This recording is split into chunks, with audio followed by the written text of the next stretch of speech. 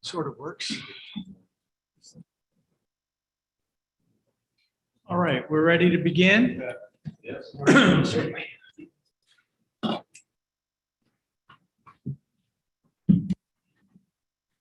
All right, I'm going to call the meeting to order. It's Wednesday, June 28th. This is the Planning and Zoning Commission's 5:30 meeting. If you're here for the meeting that is scheduled to begin at 6, in all likelihood, that probably won't start until 6:30, 6:45, maybe as late as 7 o'clock. So you're welcome to leave and come back, or you're welcome to stay. We're going to be talking about sustainability, and we welcome your attendance if you choose to stay. With that, I'll call for roll call. Certainly, and I'm going to start with who I can see on Zoom. And I see Ms. Tabachnik, Here. Ms. Wells, Here. and I believe that's it for virtual. So I'll start, Mr. Cantor. Here. Mr. Mushak. Here. Mr. Williams. Here. Mr. Rowena. Here. Ms. Jordan Byron. Present. Ms. Lingalis. Here. Mr. Price. Here. And Mr. Schulman. Here. Okay. All right. With that, this is going to be a roundtable. We have a number of invited speakers, and the commissioners certainly have a lot of questions to ask. But with that, I think I'll turn it over to Steve to introduce the speakers. Certainly. And so just a little bit of a preamble, very brief preamble. We've had a lot of discussions about sustainability in terms of how do we integrate that into the regulations. The commission's always express interest in, increasing that. We've talked about solar panels quite a bit at our meetings, and should we include them on a project, not include them? What are the costs? What are the impacts? So it's just kind of good for us to get a little more of an education before we implement anything further into the zoning regulations. With that, we reached out and made some contacts with some folks that have a lot more expertise in this area than we did to, put a series of questions together to ask them. I'll start off with questions. Please jump in at any point in time for anything else. This is just kind of what myself and staff came up with to kind of kickstart the conversation. I'll introduce the speakers, and they can probably tell you a little bit more about themselves and what their role is. The conversation evolved a little bit because we started talking about, with Norwalk's complicated by the tax districts a little bit. So that adds a separate layer into the conversation about how things get implemented. So we included, I'll introduce this, Kevin Barber from the 3rd Taxing District, and Alan Youth from SNU is on. We also have to my left, Mark Robbins, who does a lot of sustainability consulting with MHR Consulting. Stephen Clockey is on from Winters Associates, and he's also a Norwalk resident and on the Conservation Commission. And I know I'm missing Alice. Let's see, Alice. Maybe? I thought I saw her name up there before. So we have one other, Alice was with a company that does a lot of solar installation as well. So providing that perspective. So hopefully she can jump back on. So I kind of cheated a little bit. So kind of like the first question, and I don't really have a preference in who takes the first question. If anybody wants to be bold and jump right in, kind of the first question. So like sort of what I already asked, what are the costs of including solar onto a project? And this could range from whether it's a smaller residential project or it could be a larger commercial project. There's different ways that it's structured, whether you can go through leasing systems, can you purchase the equipment? What are the paybacks? So that's kind of like, I guess, first and foremost, is there an added cost? Do those costs get put on to the property owner or a tenant within that building? So that's kind of the question. If anybody is willing to. Well, I can jump in. Okay. Can everybody hear me okay? All right. Good to be with you all and exciting to be here. at City Hall. Actually, my first project in Connecticut was in Norwalk. My first real estate development project that I managed for Avalon Bay was the redevelopment of Pathmark Shopping Center at the Route 7 connection, now known as the Convergence. And I think that was the last time I saw Lou Schulman when we were talking about making a bus stop and creating a one-way road back there.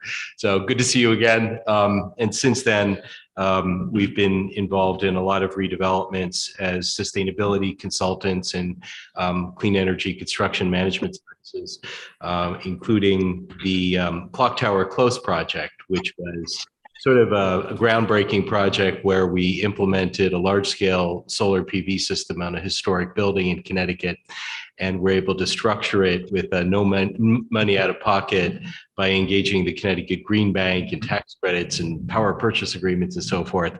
But so it can be done theoretically with no money out of pocket. So that's the low bar on addressing the question of what does solar cost. The question about implementing solar and what does it cost starts with, when does the building get built, and is solar contemplated upfront, or is it a retrofit? Meaning that when you start construction, are you thinking about conduits and upgrading the electrical service and understanding the energy infrastructure of the building so that you don't do it as an afterthought? And the afterthought expenses often include coring through and potentially compromising the roof warranty on a brand new or existing roof, and figuring out a way to install conduits and upgrade the electrical service and provide for emergency disconnect switches. So we could drive down costs if we know that we're installing solar upfront or in the future, and that those considerations are part of the building specification. What most people are interested in looking at clean energy projects, and this would include solar, battery energy storage, which is a great complement to solar, and combined heat and power systems, and looking at converting from oil to cleaner fuels, although still fossil fuels, but converting from oil to natural gas, and trying to recapture the heat to maximize energy efficiency. So those are technologies that we're involved in frequently with municipalities in Connecticut. Again, solar PV, battery energy storage, combined heat and power systems, and geothermal systems. So what does it cost? Well, while there's a variability on the install costs, what most people are interested in is what's the payback? What are the benefits? So there's three principal economic benefits in the context of Connecticut's solar programs, geothermal, battery energy storage program. And when I say that, that is mostly looking at the utility programs, namely Eversource and United Illuminating. A little different when you're in a taxing district, a muni, as we call them. I think there's 7 in Connecticut, a couple in Norwalk. But so there's 3 advantages. Any energy you're generating is energy you're not buying from the prevailing utility source. So that's on a case-by-case basis. If you're able to mitigate demand charges, which is in the commercial world of buildings, the electrical expense is only half volumetric. 50% or more are the demand charges or the spikes. So whatever you could do to mitigate those spikes, think of it as if you would go over minutes on your cell phone years ago, there's this huge gotcha bill. So if we can mitigate, smooth out those spikes, there's a savings. And if we look at the federal incentive piece, super exciting right now. For the last 20 years, the only incentive for geothermal or solar were here today, gone tomorrow tax incentives that only had any meaning for a taxable entity, which means that schools, hospitals, YMCAs, city halls that installed solar went through this very complicated 3-way arrangement with an investor and a power purchase agreement, and trying to create a document where there's shared interest, but a third party that has a tax exposure can monetize the federal tax credit. That all changed with it's a terrible name, the Inflation Reduction Act, IRA. But there's a provision in the IRA with not only increases the tax credit for qualifying equipment, namely solar, geothermal, battery energy storage, combined heat and power equipment that's purely renewable or more efficient. And there's a baseline incentive, tax incentive on all the equipment I mentioned that ranges from 30 to 60%, depending on the zip code it's being installed, whether or not the equipment is prevailing wage is implemented, if there's a component of apprenticeship. That impacts the federal tax incentive. But if you're a nonprofit and you file a 990, you can actually submit for direct pay. This is the first time ever. So a library that wants to install a $100,000 solar system can file on their 990 and receive a federal check for 30 to 50% of the project cost. So that moves the needle. The next is RECs, renewable energy credits. If you're in a utility environment where the utilities are required to have to meet portfolio standards for renewables, such as Eversource and United Illuminating, they will allow you to participate in a program where you install a meter and there's a performance-based incentive, and the owner of the solar system receives credits. In the Connecticut program right now, other than munis, it's a 20-year program. So you install a solar system separate from your federal tax incentives and those economics, and separate and in addition to the fact that any energy it generates is power you're not buying from the grid at 10, 15, 25 cents a kilowatt hour. There's this third revenue stream, which is a performance-based incentive. So a meter, a utility revenue grade meter is installed under PURA, the Public Utility Regulatory Guidance, and validates whether or not the system generates energy, clean energy, and they compensate the owner of the system with a periodic annual payment, quarterly payments. So there's the three revenue sources to evaluate. Any energy I'm generating on site is power I'm not buying from the grid. Second is the federal tax credit, or in the event the entity doesn't have any tax exposure, they can file for a direct federal payment. That's first time ever in history, super exciting. And the third piece I mentioned is a performance-based meter where the utilities are actually going to send a check to the system owner as a way of buying out their obligation for clean energy in their portfolio. And I imagine that's a piece that you can monitor over time to see people's performance of how their systems are working through time. That last piece. Yep. Yeah, it's great. So because of all this metering that I just mentioned, you actually end up with three different points of data validation. You're actually doing the things right. you're doing. So you can sort of true up your Eversource bill against your monitoring, plus you have this third-party meter that's quite awesome. Yep. I'm a developer. I'm putting up 300 apartment units, doing it from scratch. Does it make sense economically to use solar? So I'm going to start with yes. And so what happens in the commercial developer space is an issue I characterize as the split incentive, right? So early in my career, I worked for shopping center developers, and their tenants had a net lease, which means that the tenant pays for rent based on the square footage. Sometimes the landlord shared in a percentage rent based on receipts, and the tenant also paid their common charges associated with parking lot plowing, and they have their own electric meter. So the landlord that I was working for back in the day had no incentive to reduce the operating cost of the building if they knew the tenant was going to be responsible for all the utility costs. Tenants have gotten smarter, and they're looking at net operating expense of a building, right? So they're going to factor in, is the landlord passing on taxes? What do those equate to? Is the landlord passing on utility costs? What do those equate to? So large sophisticated operators are looking at all costs, all things considered. So I would say that it gets down to metering. So if I were to be building a multifamily housing facility, a simple way to do it is to, and the tenants were looking at what's their monthly charge, if I could communicate that in addition to the rent, their charge includes hot water, electricity, the services for the building, and I'm providing that at a discount by having renewables, that benefits both parties. Thank you. Steve, did you want to jump in? I have a question. Yeah. Yeah, Steve, hold on one second. JJ's gonna ask a question. Yeah, just one question. If you could start, Jay, just into the mic. Hi, good evening. Can you hear me? Yeah. Okay, so in the sense of retrofitting, okay, onto an existing roof, at what point does it become efficient?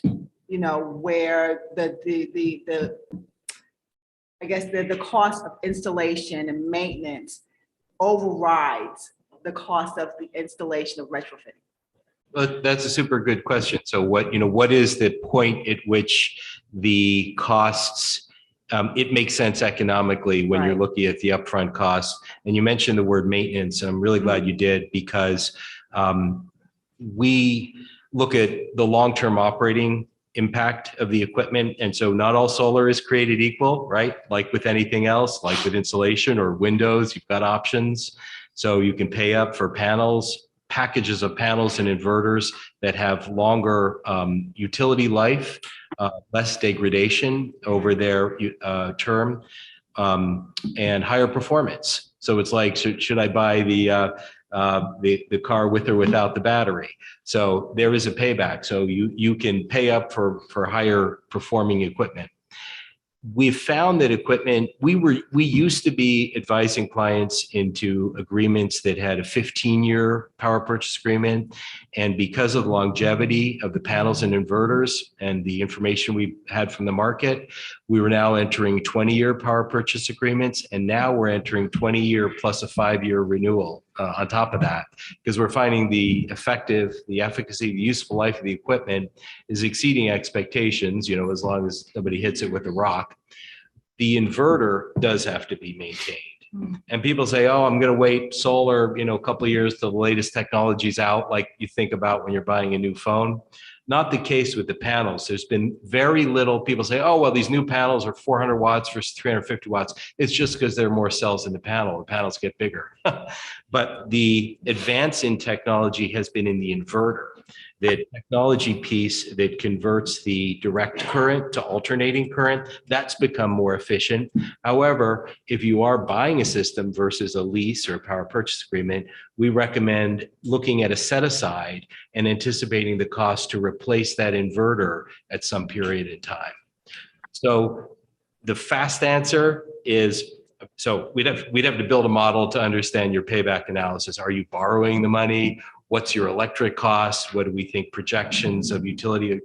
But at a high level right now, we're looking at paybacks of systems in the 5 to 8 year range.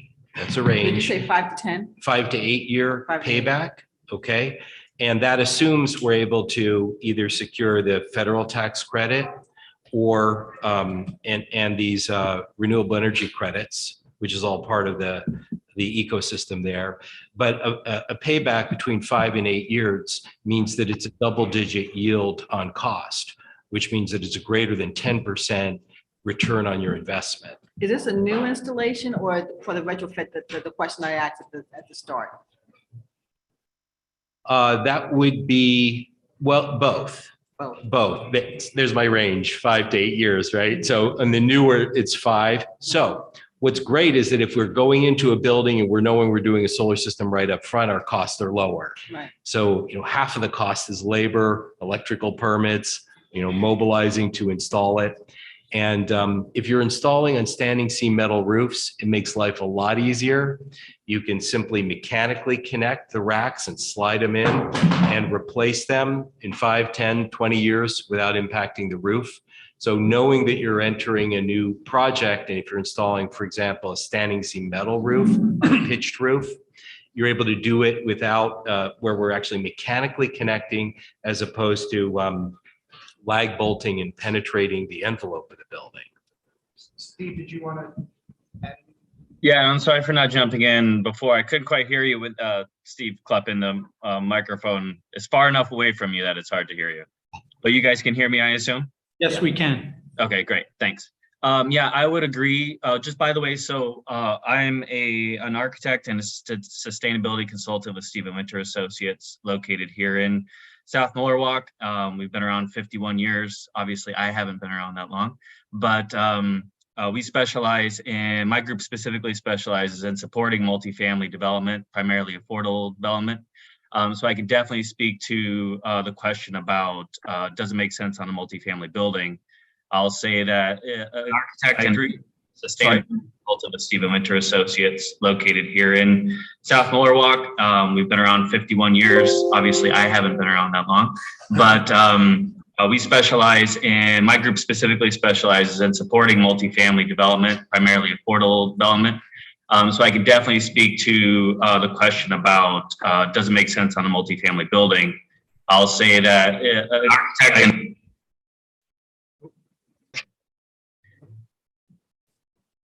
I'm hesitant to talk again. We hear actual you now. I think you broke Zoom. Sorry about that. Wow. Okay. Metering is the key. Multifamily developers are loath to master meter. You will be pushing people into a position they don't like to be in. And so master metering really is the only time that a big solar array on the building that serves the building makes sense. Alternatively, you could treat it as a large scale power development. So sort of detach it from the building itself and treat it as something you would, a system you would have out in the field somewhere. I think it's important to keep in mind that as far as I know, and there's plenty of people on the call here that can tell me that I'm right or wrong, but power structure agreements are defined by the utilities, not by the municipalities. And I know from experience that, for example, CMEC, which is the community organization under which SNU and Third Testing District operate, has a drastically different structure than Eversource or Vanguard, for example. So I think that's a really important thing to look at. If there's no questions about that, I will say from our perspective, we always try to focus on efficiency first. Applying photovoltaics and renewable energy should be a secondary thought, because that's really the way to get to where we all, I think, need to be, which is sustainable, as I understand it, the undertone of this roundtable. So, and in that regard, I'm wondering if we're talking about solar, which I'm happy to keep going with. What are we talking within what parameters are we talking about solar? Are we talking about it on any property, single family up to, like the 300 family multi-unit, industrial, commercial? Are there particular locations, sites, property types that we're thinking about, or is it just like solar in general? So We're thinking about all of it, because we need to consider where it fits in the revised zoning regulations. Does it? So just to maybe answer that, I guess a little different way. So the draft zoning regulations have in their proposal that any development, so it could be like, say it's a parking lot or a building, area-wise over 25,000 square feet, has to provide a certain percent of that area as solar, blue roof or green roof. So I gave a couple of different options. So that's the kind of like the starting metric. Okay. I can say also, though, when we get most large projects that come in now, those typically, that's like kind of, everybody's kind of trained now to include or consider solar as part of their development. Okay, so 25,000. So we're talking about big buildings. Just before you answer, Anna's been trying to get a question in. So once you respond, Anna, you're next. Okay, Steve, go ahead. I'm sorry, that was all. I just wanted to throw that out there. Go for it, Anna. Okay, Anna? Sorry, I haven't been trying to get a question. I've been trying to make sure I understood what question I wanted to ask, double checking that. I appreciate everybody taking the time. I think one question that's come up for us related to certainly solar, but also other sustainable methods, has been that in some of our neighborhoods, particularly the East Norwalk Village Transit Zone, we have a framework where we offer developers sort of extras by way of amenity points if they do certain things with their buildings. So one of the things is that if they have 50% at least of their roof area having rooftop solar, they can earn points towards some sort of a prize, building higher or more denser or God knows what. And if you're saying that at least some types of solar would be a 10% ROI in a certain number of years, I'm wondering your opinion on whether these are really, things to earn somebody points, or if it's something that they would already be wanting to do anyway, if it's such a good investment. Okay, well, I'll try to, so a couple ways to think about that. So developers are very concerned about risk, and they want obviously to control cost, but the entitlement risk, the time and energy and exposure to development rights. And so to the extent that regulations are clearly defined and the developer goes into a project knowing that they're not complicating or potentially expanding the time period to secure approvals if they're contemplating amenities like solar or geothermal, batteries, electric car chargers, that is a big benefit. So having clearly defined regs that they can interpret and plan around without interpreting them and worrying that they're going to be exposed to variances that may expose them to appeals and so forth. So that's a big help. Yes, so there's a return on cost, and if solar is installed up front, the cost is lower. You're not replacing electrical services and so forth. You're doing it once. So I don't know that. I think one should be ambitious about the goals for renewables and sustainability and those metrics, and inclusive about the technologies that are contemplated. Solar doesn't have to be visible. It doesn't have to penetrate the roof. As we move towards electrification to reduce dependency on the grid and fossil fuel emission, as we start to heat and cool buildings with electricity, it's increasing, and drive vehicles that use electricity, it's increasing the requirement for electricity. So you really can never have too much. And there's certainly a public good associated with it. But having clarity that it's something that one can pull a building permit to install would help. I did a large ground mount system for a convent in Wilton a few years ago.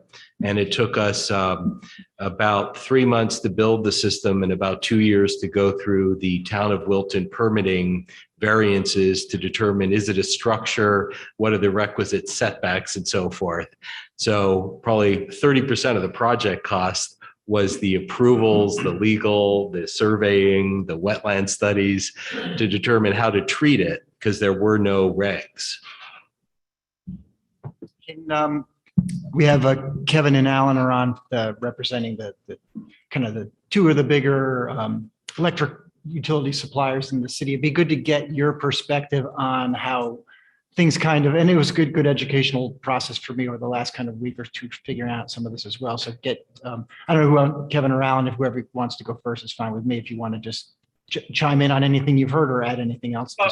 Yeah, I can. Thank you. Thank you, Steve. I'll chime in. I'm Kevin Barber. I'm the general manager of the 3rd Taxing District, and we operate a small, we're the smallest of the 3 electric utilities in Norwalk. We serve about 4,300 customers in East Norwalk.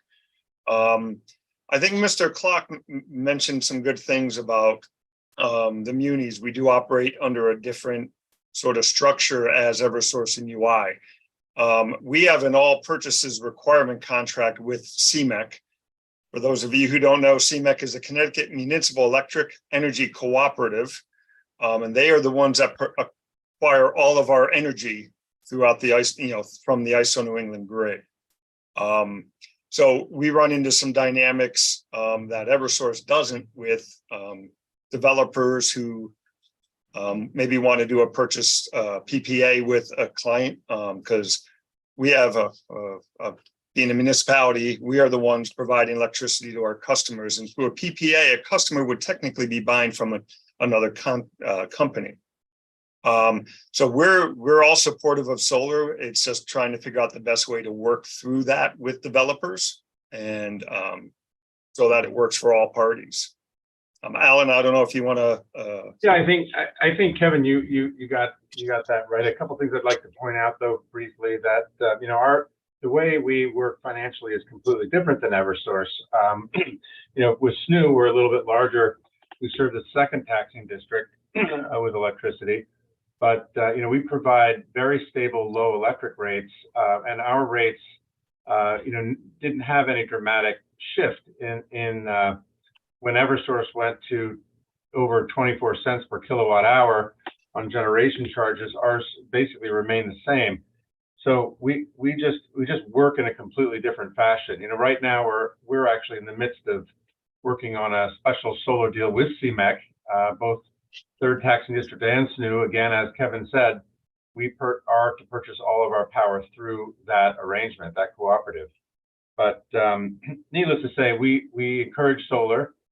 We do, our current policy has reimbursement up for sizing up to 75% of peak load. So that's where we are currently. But the cost of solar power generally is greater than what we pay for wholesale electricity. So what we can't have is our ratepayers subsidizing developers projects, and that's what we don't want. Our ratepayers to be burdened using their money to build developer projects, if you can kind of understand where that comes from. So that's really where we are right now. We're working with CMEC to try to identify new ways to handle larger projects. But as far as the smaller projects, those generally fall within our existing rules and regulations framework. And can I just, Alan, just to clarify that, so and this is not to say it's a final product by any stretch, but if the way the current regulation is proposed, it's 25%. But that sounds like, unless I'm just thinking about it wrong, falls within your parameters? Well, it's 25% up to a certain kilowatt. So there are some other parameters in there, but you're saying your proposed zoning regulation is going to require 25% of a building's peak to be solar? Is that what you're suggesting? Maybe that's kind of where I think the language still needs a little bit of nuance, and just maybe a little. We could do the offline conversation too. I can send you that and hammer it out a little bit more. But yeah, I definitely think our goal is not to do anything that would run afoul of what kind of you just went through, for sure. If I may just comment on that a little bit, I think one of the issues we do run into is if you're building a structure and it's master metered, like has been talked, typically those aren't the issues. It's when you install, I'm just going to use, for example, 100-unit apartment complex. Typically you have 100 individual meters for the individual units and then a master meter for all the common area, elevators, floor lighting, and all that. The problem we run into is that, to Alan's point, 75% of the peak load typically would be on that master meter, which wouldn't encompass the entire usage of the building. So that's a challenge that we run into on how to handle that. So I just wanted to raise that point. I'd say it's also important to take a look at what we call the energy use intensity of the building. So, a residential building is going to have an incredibly different energy use intensity than a office building or industrial building. And what that number means is, how much energy is being used at any given moment per square foot. So there's plenty of information out there. Energy Star Portfolio Manager is the most widely known platform for looking at your energy use intensity, and they have, every single type of building listed on there. And what you do is you compare, or you can use that to anticipate what the load of a building will be, and then that can inform, the size of the system you put on it. And obviously there's a million other things to consider, like how it's heated and cooled, what those loads are for heating and cooling, the plug loads for, operational use, et cetera, et cetera. So it's not a simple, I'm not confident that anybody is willing to put the brain power into coming up with a more refined process for editing the language in the zoning right now, because it is an incredibly difficult question. And I would say personally that just having something in there that requires something be done on all these roofs is a good thing. So I don't think you're going to get in trouble for saying, yeah, let's do anything over 25,000. The industry will work it out. Developers will work it out. I think too, some of the metrics you were talking about, they're probably not captured at that stage of, if someone's in the application stage, they don't know that level of detail yet, right? Well, no, they can use the benchmarking is what we call that. Your benchmarking is just comparing what you got to what everybody else has, right? Trying to do apples to apples. So you can, if you know what the use of the building is going to be, you can do a very rough estimate about, what the energy use intensity will be. But very rough are the two keywords there. Steve, I think we ought to move on to other sustainability issues. I have one related, but it's different but related, if that's all right. Go ahead. So, and I don't know anybody that wants to jump in. So somebody, I know some communities, like I was reading, New York City was requiring certain buildings now to have battery storage capacity for the solar. Would that, I think maybe it's more, if we were thinking that was something that we could incentivize or ask people to look at, would that conflict with anything with how the taxing districts kind of regulate things? Does that have any impact that way? No, not necessarily.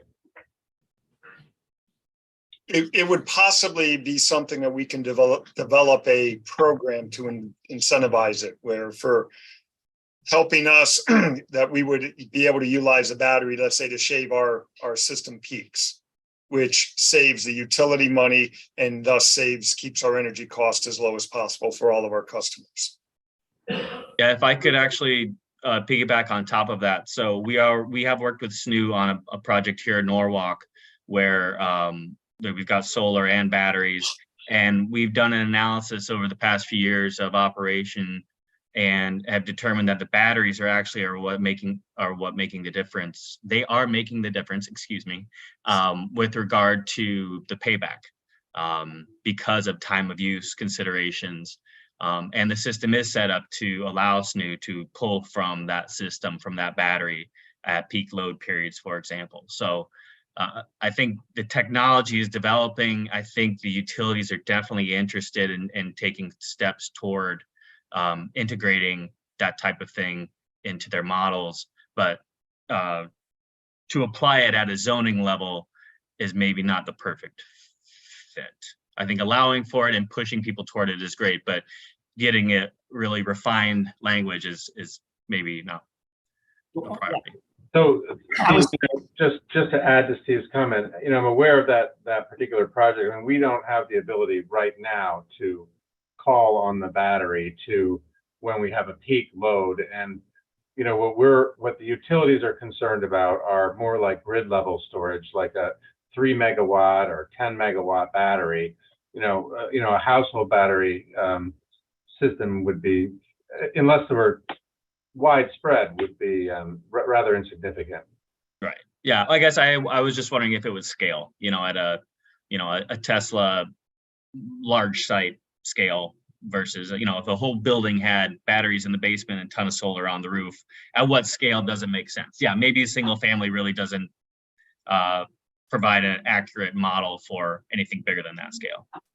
Yeah, I was kind of just thinking, and a lot of moving parts to it, but if you had a large enough project that had battery storage built into their system, then that could maybe during those peak demands when the city's like we're getting Dallas, Texas heat and it's 105 degrees for 3 days and we're stretched thin, but then that battery extra capacity could be fed back into the system to help with the peak demand.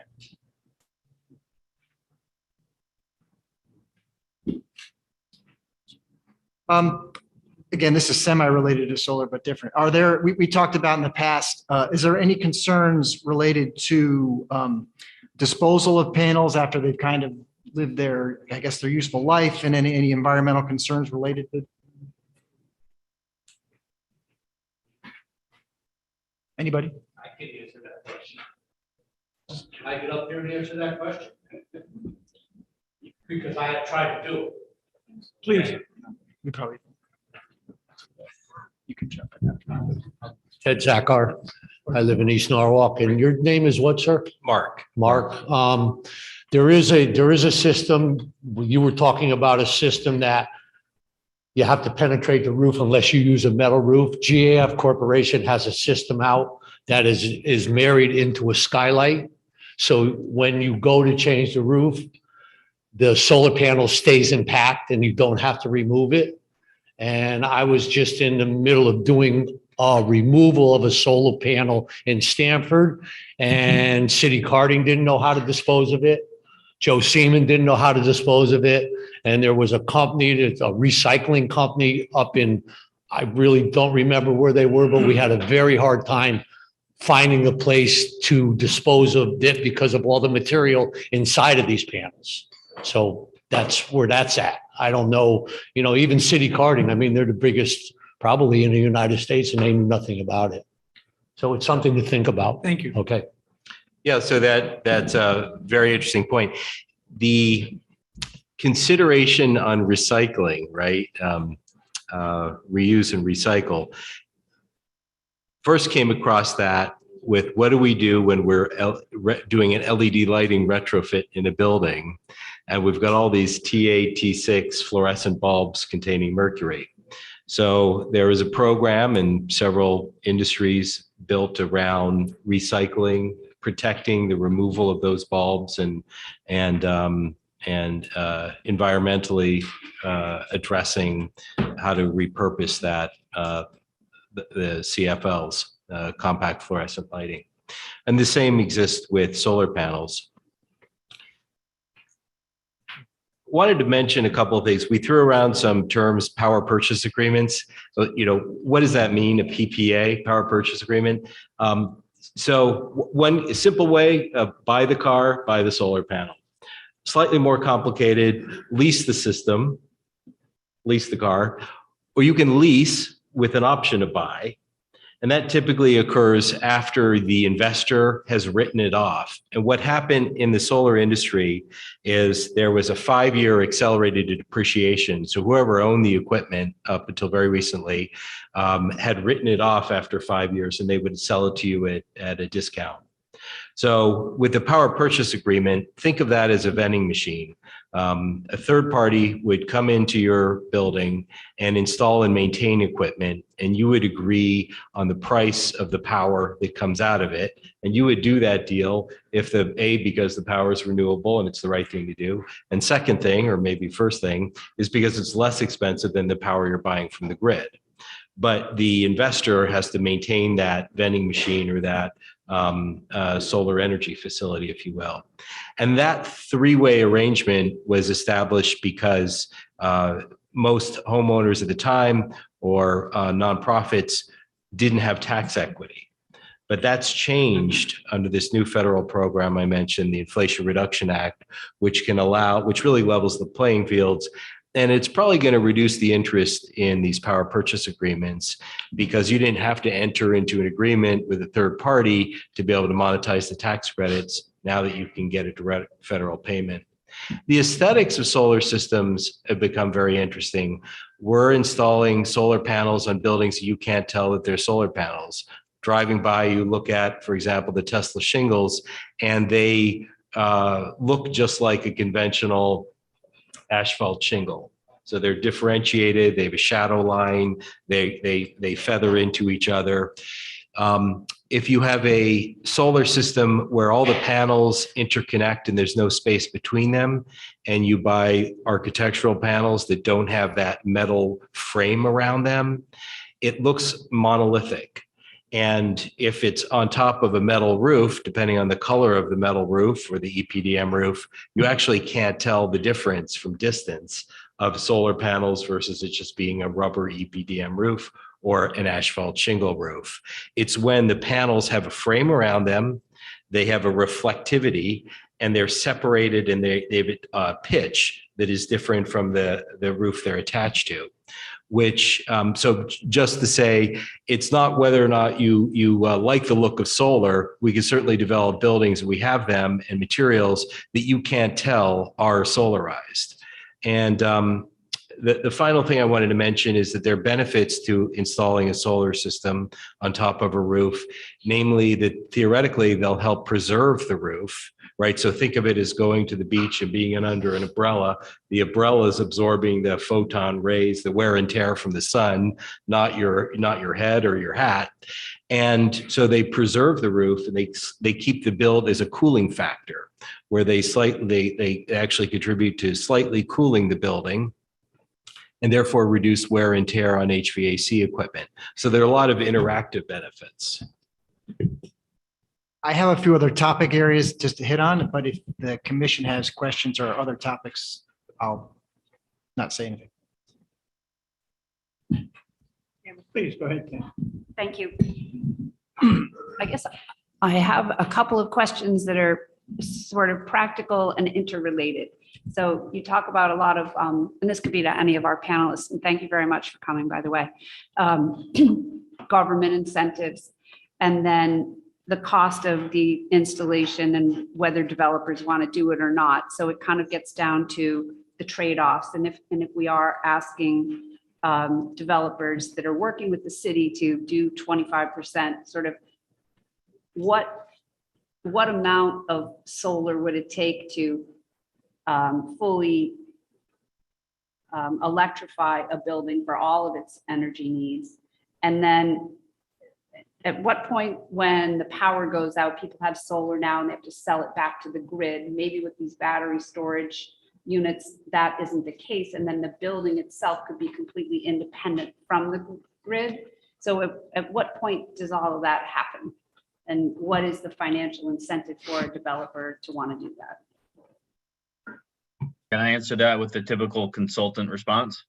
Sure. It depends. I like that. So we support the development of a lot of passive house level buildings in New York City, for example. Passive house means it takes very little energy to heat and cool and operate the building. But the problem is the buildings are tall and skinny, and there's only so many square feet for solar panels. So they're never going to be what we call net zero, which is what you were saying is, you know, the building basically consumes as much, it produces as much as it consumes. And so it's just, it's highly variable is the answer to your question. And also the allowing the building to operate off the grid via batteries, same thing. If you have a fully electrified building, which is where the industry is going, at least in my field, which is, you know, low to mid to high rise multifamily, electrification is the way to go, as in all electric, no gas or oil. In the summertime, you may be able to coast overnight with no sun on your batteries quite easily. In the wintertime, it's not going to happen. So again, it's highly variable, and it is sort of detached from your typical zoning considerations. I will say though that density is a great way to achieve efficiency, which is a step toward that net zero goal, right? So the less you consume, the less energy you need, and the easier it is to meet those energy needs. And so attached dwellings, for example, consume a whole heck of a lot less energy than detached dwellings. Even a duplex consumes less energy than two comparable sized single family houses, right? So that's something to keep in mind. Going back to where I started, I think efficiency is where you should start when you're talking about how buildings affect the town and the climate around it. So that's just my 2 cents on that. Yeah, I would have to agree that efficiency, there are a lot of gains left in efficiency. There's still a lot of low hanging fruit in efficiency, such as insulation and, more efficient heating systems, including, some we even offer incentives for now, heat pumps. Any rate, so efficiencies, I agree with Steve, are there's so many gains to be had. And if we could think outside the box that is the building for a minute and think about Norwalk in general, who has heard of the urban heat island effect? Does anybody know what that is? Basically, it's, buildings that have dark colored roofs, roads, streets that are dark colored will absorb the heat of the sun, and, inside Norwalk is going to be 5-10 degrees warmer than outside of Norwalk, where there's plenty of trees. So I believe the language now is written in the rewrite for, I think, solar panels, a green roof or a blue roof. I will say that, solar panels, great. Rather than a blue roof, I'd say a white roof. So in New York City, for example, if you're doing any roofing, it has to be what we call a cool roof. So I can send that language after the meeting if you'd like. But basically, the more energy from the sun, obviously in the summertime, because in the wintertime we'll take all the energy from the sun we can get. The more of that energy that you can reflect back away from town, it will make town cooler, which therefore affects the buildings, which don't have to work as hard to keep people cool. Can I piggyback on that? So we're talking about like efficiency and, obviously, new buildings are going to be more energy efficient than old buildings, but there's a value in keeping historic structures. So it's kind of like, what can we do to make historic structures more energy efficient? Right. So the most efficient building that you can build is actually one that you don't build, right? Or one that's already built. Who knows what the term embodied energy is? It basically it's the energy that it took to create something. It could be this computer that I'm talking to you through. Every single little piece came from somewhere, from some factory, and that factory got that part from somewhere else, and they got that part from digging it out of the ground and processing it somewhere else, right? Same thing applies to a building. So a building that has been around and has already incurred, our environment has already incurred the unfortunately negative effects of digging that clay out of the ground to make into bricks and all the iron to make the structure. We've already paid for that, and we're paying for that. If we want to do the best building, we can take advantage of the buildings that we already have, retrofit them to be efficient. So I haven't personally seen, but some sort of bonus in zoning for historic preservation. Not only just require it, but you actually say, okay, well, if you jump through these hoops for historic preservation, you keep that old building, which technically you don't have to, you can tear it down, but if you keep it, we'll let you do this, this, and this. Yeah, we do that now. We have that in a bunch of different zones. Is it? We give like a 25%, you can get a density bonus, reduce setbacks, reduce. Right. We do that. Awesome. Yeah. So, and same thing they've said for density, which I know a lot of people aren't about density, but something about South Norwalk is we have it very lucky here with regard to access to transit and services, businesses, education, all that stuff. I mean, I walk to work. I don't know who else does, but when you start talking about density and efficiency, they kind of go hand in hand, but I realize there's a lot of push against that. So I'll leave it at that. One other area that I had on my list, and then that was like the one I wanted to get some feedback on, was really talking about geothermal and why geothermal isn't used more. Does it need a certain land area to accompany that? And also for Kevin and Alan, are there any implications related to geothermal on your end, similar to what would be the case with solar? I mean, no, geothermal is essentially just another form of a heat pump. So there, Kevin, I don't think there are any concerns from our perspective. Nope, I agree. So if I can jump on that, again, on the electrification in the industry now, in the building industry, Air source heat pumps, for those who don't know, they're basically like air conditioners. You have a unit inside your building with a fan in it that's blowing cold air out in the summertime, and it's tied to a unit out on the roof or out in the yard or whatever, and it's constantly, you know, cooling your house. A heat pump will work the opposite way in the wintertime, where it'll heat your house, right? They have gone through a quantum leap in the past 5 to 10 years as far as their efficiency goes. So before, geothermal would be way more efficient, but now air source heat pump and geothermal can be comparable. One is a lot less expensive to install than the other. Air source heat pumps are less expensive to install. But then again, you've got all this equipment outside. So if you have, for example, a big development where you have a lot of demand for heating and cooling, you're going to have some pretty big equipment outside if you have an air source heat pump. But if you do geothermal, the heat harvesting equipment is actually hidden. It's in the ground. You don't see it. Yeah, there are limits to where you can do geothermal and how you can do it. Vertical versus horizontal. You know, sand is not good. Soil is great. Stone is actually surprisingly good. But again, your footprint of your building, going back to that New York City example of the old tall skinny building that only has a little bit of roof area for solar, well, they only have a little bit of ground area for geothermal too. So it's highly variable, but it's a great technology if done well. May I ask a question? Is there a significant price difference between an air conditioning unit and a heat pump? You mentioned that they are quite similar. Can you answer that or address that? Another consultant answer that it depends, and it's not entirely relevant to this conversation, but you're welcome to reach out to me if you have more questions.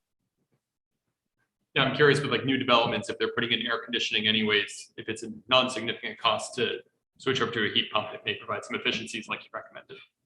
Right. I find that it all depends on the type of development. So if you want to take the multifamily development world as an example for sustainability and the way a town is developed, most of our market rate projects don't have to get funding from anybody else, like say Connecticut Housing Finance Authority. So they can do whatever they want within the energy code, zoning, building code, etc. They will, like it was said early on, if they're not paying the bills, they're going to put in the cheapest equipment they possibly can because the tenants are paying the bills. They don't care. So they're going to put in your gas-fired furnace with a industry standard, 15 SEER air conditioner, and it is what it is. So if you are putting up affordable housing and you are getting, let's say, low-income housing tax credits, you're required to jump through hoops, and sometimes those hoops are electrifying and putting in heat pumps. So, decisions were made at some point at a very high level by people having the similar conversation to what we're having now about what they want to require people to do in order to get certain things. So I'll stop there. I would just like to add to all of that, that when we hear about technology measures, solar, geothermal, battery energy storage, they're not mutually exclusive. They're compatible and complementary to each other. A geothermal system suggests that it's a ground source heat pump, but it's using electricity. So if you installed a geothermal system in a house that previously had an oil or gas heating system, you'll experience an increase in your electric usage. You'll be eliminating the fossil fuel usage, but it requires more electricity to operate. So there it invites the discussion of, well, let's get off the grid entirely, run our geothermal system with solar. The interesting from a zoning perspective is to start to think about shared resources, community solar, community geothermal. Think of it like community septic systems. When we were developing cluster housing zoning throughout Connecticut, and we'd identify that a developer would build a septic system where there wasn't a municipal water treatment facility, and the developer or the community ultimately would be responsible for jointly maintaining that community septic system or community well, just like a community clubhouse where they're a PUD under the PUD development guidelines. Start to look at geothermal systems where there's a community well. for shared energy. That's becoming prevalent. I have nothing further unless the commission has other questions or any of the panelists wanted to add anything or give any other. I have one quick Ideas. question. So one thing I've been thinking a lot about with the current regulations, we're sort of prescribing a pathway to sustainability. Nick? We can't hear you. Yeah, please. Thank you. With the current regulations, we're sort of prescribing a pathway to sustainability by saying you have to do X percentage of solar on your roof. What about inverting that a little bit? You're seeing what New York is doing, or giving benchmarks and milestones of, building needs to be carbon neutral by X date or this date. Do you guys see that picking up steam in the industry? Yeah, I think, well, that's a great question. So instead of, picking the technology, Right, I don't wanna be a let's pick- back up, Yeah. abstract from that, and, starts with a philosophical discussion of what is sustainability. Right. In fact, a lot of work talking about is the building more energy efficient? Well, I separate renewables as a source of generation, has nothing to do with whether or not the building's efficient. For example, you can install solar panels on buildings that have single pane windows and no insulation. Doesn't make the building any more efficient. It just has a cleaner renewable source of the power that is being plugged into that remaining inefficient building. But I think what you heard touched on by Steve earlier in the call was coming up with a metric. So what is the benchmark? What is the performance benchmark? Is it energy use index? What is the rating system for a building? And then how do we get there? And does the developer get there by going from double to triple pane windows? Do they increase the R value of the roof insulation? Do they put in more efficient HVAC equipment, moving away from conventional to these mini splits? Or buying purchase agreements elsewhere, or Right. whatever you or want to by- do there. Right. So leave it up to the sort of technology, Developer to go. appropriate technology and free market to make the building efficient as opposed to specifying a particular measure. Yeah, I agree entirely with that. Local Law 97 was passed in 2019 in New York City. And for buildings over 25,000, which seems to be a popular size at which to make people do things, buildings will get fined if they consume more than X, MMBTUs of energy. And this is a big deal. I don't know how long it'll last if somebody's going to start throwing lawsuits around and it'll go away. But talk about benchmarks, there it is. They're setting the pace on that. And as far as certifications go, the main part of my job is supporting green building certifications, which not only affect the buildings, but affect the sites, affect the communities. You're giving credits for, putting a project in the right location versus in a location that requires tons of transit and cars and all that stuff. I've been debating in my mind whether, Steve and I, we discussed briefly, is it an ordinance or is it or is this zoning? What is the best place to put like green certification requirements? And I'm not decided on it yet, but from the Conservation Commission standpoint, and I am the chair of the Conservation Commission for Norwalk, I think I'm going to try to start pushing a little bit more to incorporate green building standards, which are out there and have been used for 15 years, highly accepted and understood in the industry.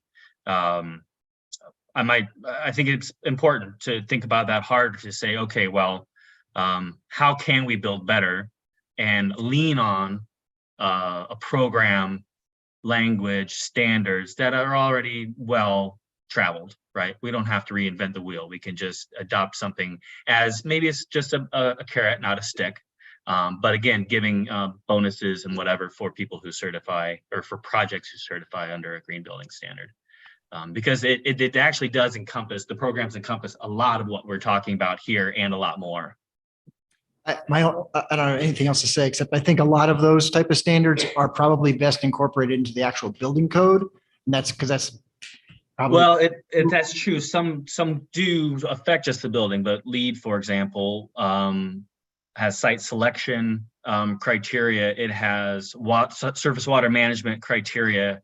I know zoning has flood zone considerations. This puts a finer point on it. landscaping, invasiveness of certain species, again, shading, hardscapes, reducing the urban heat island effect. Things like shading light bulb or exterior lighting so there's no light pollution, either from property to property or up into the sky. And maybe we can even see the stars a little bit better in the future. Who knows? But it goes way beyond the building. But I do understand it's not a perfect fit always. But I'm personally going to give it more thought and include it in our official comments. So, folks, I want to just thank you for inviting myself. I'm going to log off because I think we're pretty much done. I will just say to comment on what Steve just noted, we recently at SNU changed all of both our street overhead Cobra style street lights and ornamental lights to super high efficiency LED and a warm color. We actually went and changed the zoning rules on lighting.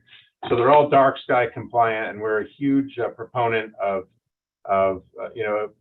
reducing light pollution and having the correct light color throughout the city. So we've done that. But anyway, thank you everyone. I'm going to sign off, and if you have any questions that we can answer, just give me a call at South Norfolk Electric and Water. Again, I'm Alan Hughes. Thank you.